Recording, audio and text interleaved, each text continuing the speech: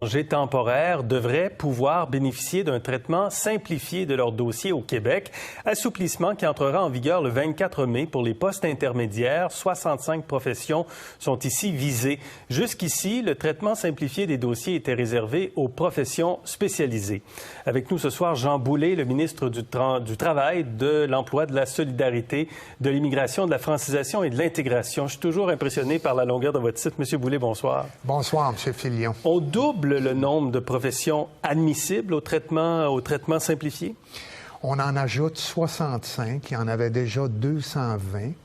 Et donc, ces 65-là vont pouvoir bénéficier, comme vous dites, du traitement simplifié, donc des permis de travail qui vont pouvoir durer 3 ans au lieu d'1 année, une simplification au niveau du processus et il n'y aura plus de limite quant au nombre de travailleurs étrangers temporaires qu'un établissement ou un employeur pourra faire venir. Combien avons-nous accueilli de travailleurs étrangers temporaires, par exemple en 2021? À peu près 25 000 en tenant compte des travailleurs agricoles. Et là, on anticipe en recevoir encore plus, là, dépendamment des besoins, surtout en contexte de pénurie de main-d'œuvre, plusieurs milliers des travailleurs étrangers temporaires. Okay. Mais pour l'autre programme qui réfère à la mobilité internationale, ça, ce sera 7 000 par année.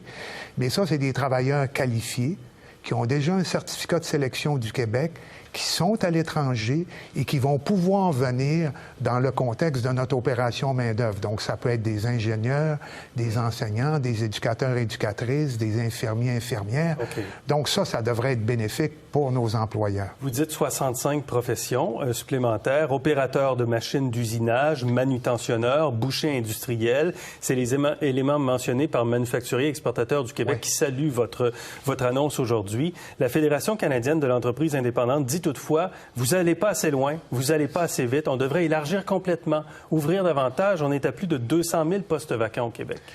Oui, absolument. Écoutez, quand même, il faut reconnaître que c'est une bouffée d'air frais et ça fait référence à beaucoup de types d'occupations qui requièrent moins de qualifications. Il y a les conducteurs de camions, les préposés aux bénéficiaires, il y a les aides enseignants au niveau primaire et secondaire, il y a les bouchers industriels quand on pense à la transformation alimentaire, il y a les opérateurs de machines d'usinage, comme vous mentionnez.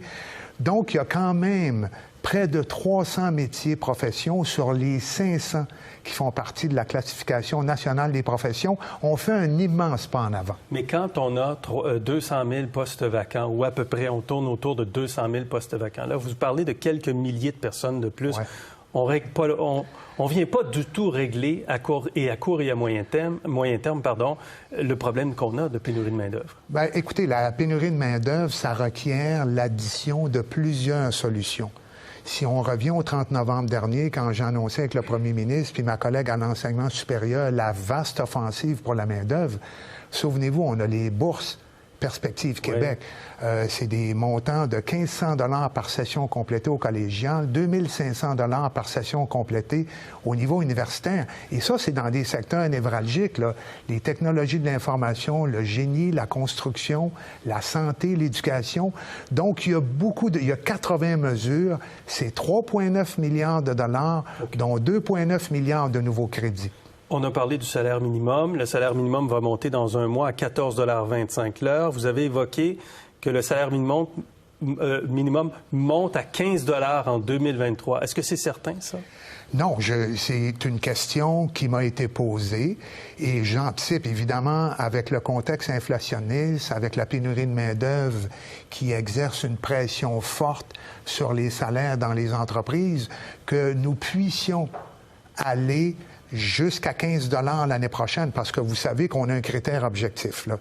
C'est que le salaire minimum soit équivalent à 50 % du salaire horaire moyen, toujours dans un contexte où on veut trouver un équilibre entre l'augmentation du pouvoir d'achat des salariés à faible revenu et le maintien de la compétitivité des PME aussi. Là, on s'entend que le pouvoir d'achat, il disparaît pas mal avec l'inflation en ce moment. Est-ce que 15 $, c'est vraiment assez?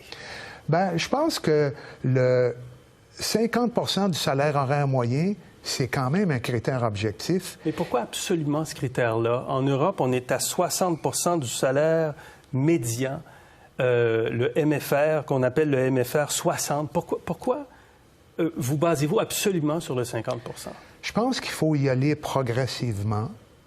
Et c'est ce que nous faisons. C'est la première fois depuis notre arrivée au pouvoir qu'on atteint cette cible-là de 50 du salaire horaire moyen. Il y a plusieurs économistes avec lesquels j'ai travaillé qui me confirment la légitimité de cette cible-là parce que ça respecte l'évolution de l'économie en tenant compte de l'accroissement de la productivité. C'est une cible, évidemment, puis il ne faut pas négliger le fait que de passer à 14,25, de 13,50 à 14,25, c'est 5,6 d'augmentation. 301 000 travailleurs et travailleuses vont en bénéficier. Et là-dedans, il y a un pourcentage, 58-59 qui sont des jeunes de 15 à 24 ans. Il faut faire attention aux PME qui ont été fragilisées par la pandémie. Plusieurs sont endettés, d'ailleurs. Il y a plus de danger de trop monter puis de sortir les jeunes des écoles? C'est un élément. Le décrochage scolaire peut être un des facteurs que nous considérons dans la détermination du salaire minimum. Mais dans ceux qui déterminent, puis du côté syndical, par exemple, on dit 18 $ parce qu'on veut amener les gens à un revenu minimum viable, plus que passer le seuil de pauvreté, là, arriver puis bien vivre en travaillant 35 heures par semaine. Vous avez totalement raison. Puis la chaire de recherche en fiscalité et finances publiques de l'Université de Sherbrooke confirme que dans plusieurs catégories, notamment famille monoparentale ou un couple avec 2 enfants, en termes de revenus disponibles, on est les premiers au Canada. Avec les prestations. Donc, je suis relativement fier parce qu'on a un filet social au Québec qui est particulièrement généreux. Il faut tenir compte de cette donnée. Merci, M. Boulay, d'avoir été avec nous ce soir. Merci, M. Filion. Pour voir nos émissions en entier, rendez-vous sur la chaîne ICI RDI.